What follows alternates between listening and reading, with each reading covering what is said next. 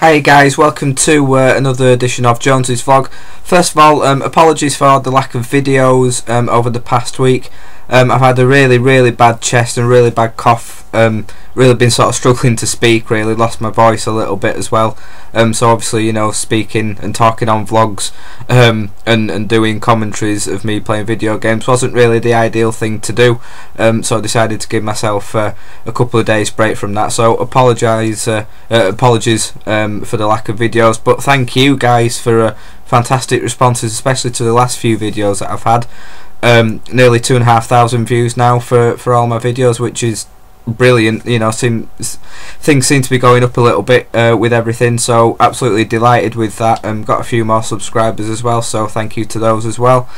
I am going to go ahead with the FIFA 13 Leeds United career mode. Had quite a decent response to that video, so I'm hopefully going to be recording that tonight. Well, if not tonight, then definitely tomorrow. So yeah, I will be going ahead with that. So yeah, a thank you to everyone who has been viewing and sharing my videos and things on Twitter and comments on here as well.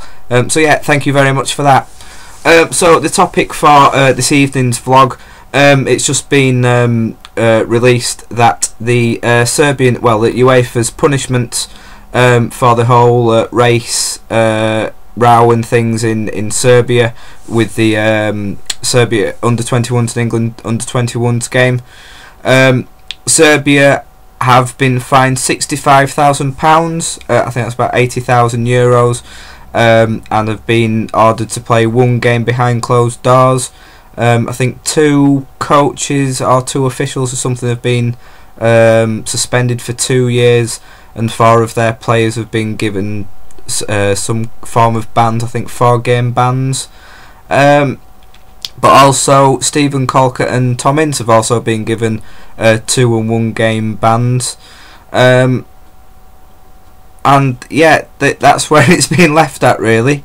And it's just another example of UEFA being a completely spineless organisation, very similar to FIFA, very similar to the FA. It seems no matter how big the controversial issue is, they just want to get things done as quickly as possible, try not to upset anyone, but just poor judgment and decisions.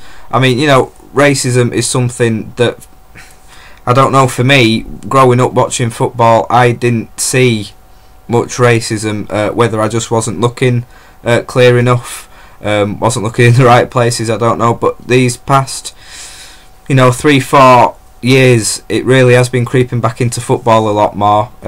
Whether people agree with me there, I don't know, but to me it seems to be creeping back into football. And to be honest, until our organisations, you know, from FIFA to UEFA to FA, start being serious with their punishment for when things like this happen, then I'm afraid it's not going to go away. You know, until we actually start banning teams or properly banning players or banning fans, then you know, people are going to think, oh well, we can get away with it next time. And you know, this probably isn't going to stop the Serbian fans, you know, with their taunts and chants. You know, they've done it before. They'll have no problem going to do it again. If UEFA would have come out straight away and said they're banned for 4 years, which I think is what they could have actually done. I don't know if that was like the maximum sentence they could have given. But you know, to ban that team to play for 4 years, their fans wouldn't have anyone to go watch. So they might think, well, okay, we know it's serious enough, we're not going to do it anymore.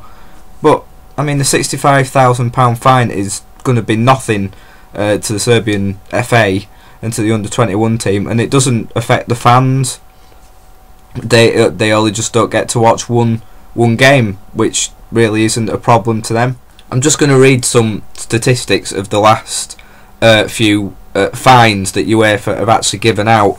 So obviously they've given Serbia just £65,000 fine. They fined Porto £16,700 for racist abuse during their Europa League match against Man City last year. That was obviously from the fans, but that was a £16,000, well, nearly £17,000 fine for racist abuse. And for the, I don't know whether it was the same match or the reverse fixture, Man City were fined nearly £25,000, not for anything racist, but no, they were fined for coming out 1 minute late onto the pitch after half time against Porto. So somehow nearly what's that, £9,000 more fine for being 1 minute late over racism. Earlier this year, again in the Europa League, Lazio were fined £32,500 for racist chanting towards Spurs players during their match at White Hart Lane. And of course, I think the most infamous one, and which just puts all these fines into perspective and just sums UEFA up, Nicholas Bentner, of course, was fined £80,000 when he was playing for Denmark in Euro 2012 because he revealed a sponsor logo on his boxer shorts.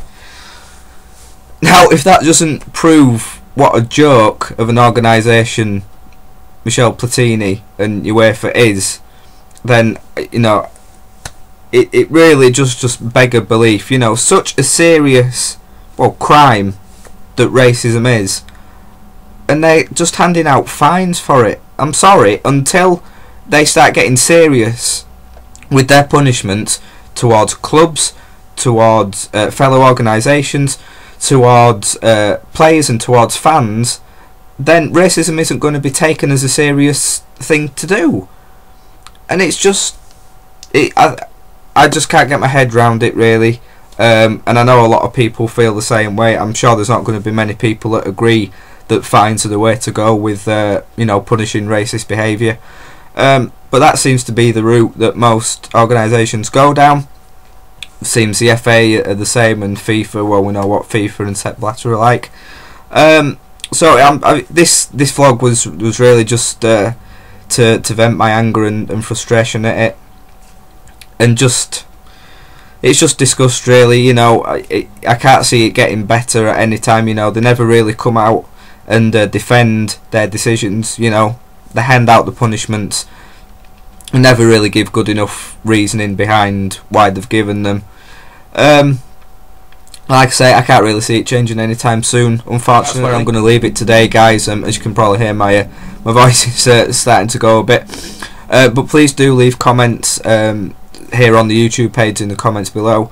Of course, you can get in touch with me on my Twitter at ChrisJonesLUFC.